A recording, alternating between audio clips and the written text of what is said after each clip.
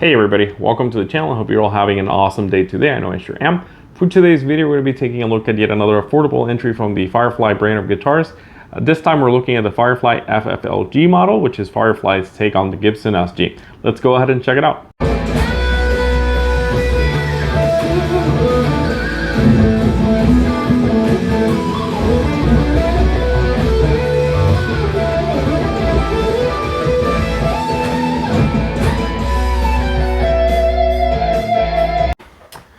Alrighty, so let's go over the product specifications. So this guitar has a mahogany body with a flame maple veneer on the top, also a maple veneer in the back to make it look like it's one piece, 2 volumes, 2 tone pots, a 3-way position selector switch. You've got a pick guard right here, 2 humbuckers, a stop tail and 2 pneumatic bridge.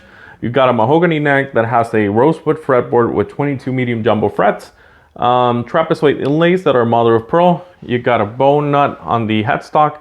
You can see the Firefly logo is also mother of pearl. And then you've got some grower style tuners that are not growers on the back. So I think I covered all of the specifications. What I'd like to do now is go over some playing examples and see what she sounds like on both the clean channel and the distorted tones. And then after that, I'll give you my final thoughts on this instrument and what I think about it. So let's go ahead and do that now.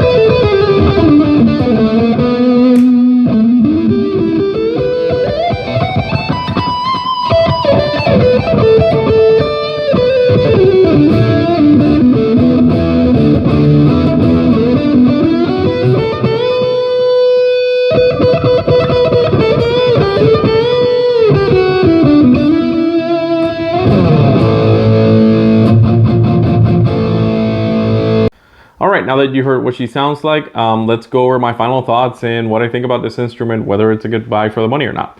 So this guitar sells for only $189 plus shipping. So it comes to about $217, I think, give or take, close to $220. Considering everything that you're getting, it's a very, very good deal. As I said, you know, this is a mahogany body with a mahogany neck. You do have a genuine bone nut. I think it looks fantastic. So this one, you know, it's your take on the Gibson SG, but it's more of a hybrid of guitars. I would say this is a strange marriage between an ESP LTD Viper, an Epiphone SG400 because of the smaller pickguard, or the Gibson SG61, and then the other one would be what is it called? I think it's the Gibson Supreme SG. Someone correct me in the comments, please. The really flamey one that doesn't have a pickguard and has different inlays. Anyways, it's kind of a trio combinations of those three guitars.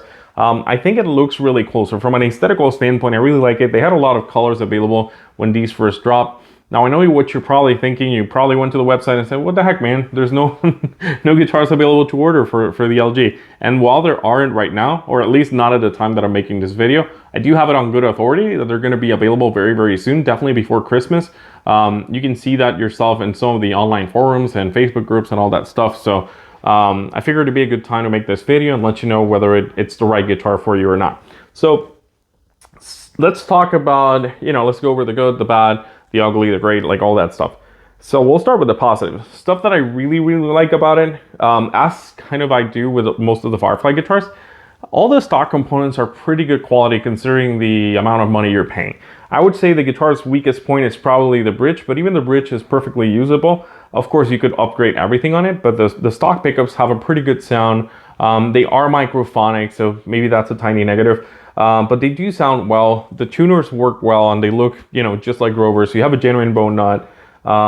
Nothing wrong with the electronics. The taper on them feels really nice.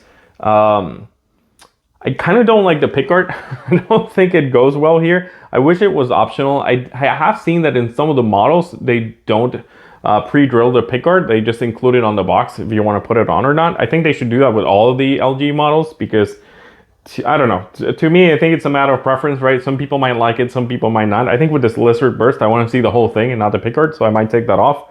Or maybe I'll find a clear see-through pickguard and put that on. But yeah, aesthetically, it hits all the right tones, so I like that.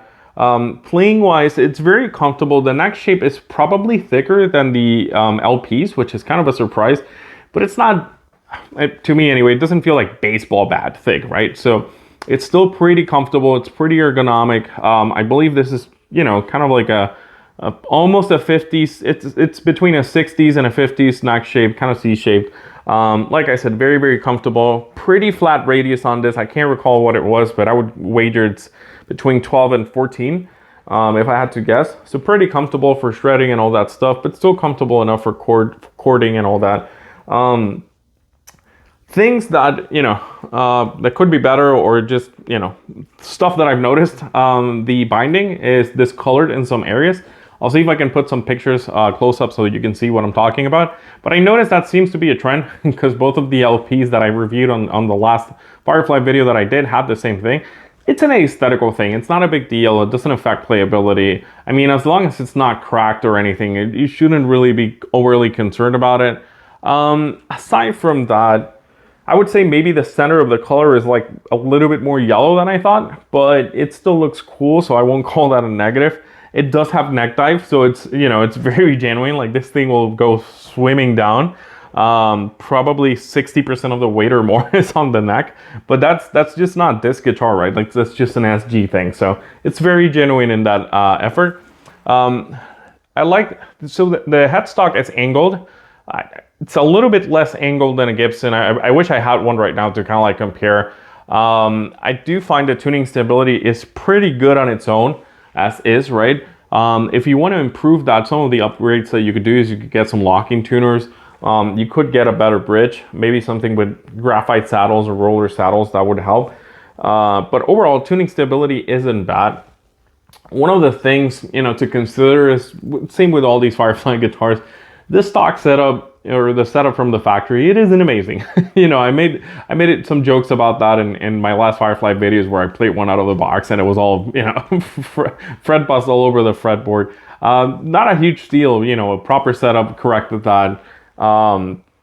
In my experience, it's not perfect, but it's not so bad that it's unplayable or anything like that most of the time.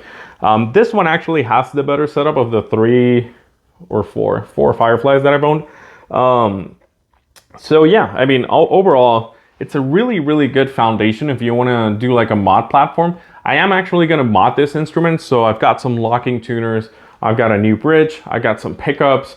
So just some stuff that I'm doing there. If you're interested in seeing that, by the way, let me know in the comments. I've thought about whether it's worth to make a video of all the upgrades. I'm going to tune this thing to drop C and just kind of have it my, be my go-to drop C guitar, since I don't play in drop tunings a lot. So I usually like to use affordable guitars to have those in drop tuning. So like the Harley Benton, if you saw the single cut video, I have that on drop B. I have an that's drop C sharp. I don't know, drop C half step up. So I'm thinking about doing this one drop C. Anyways, it plays well, it looks great.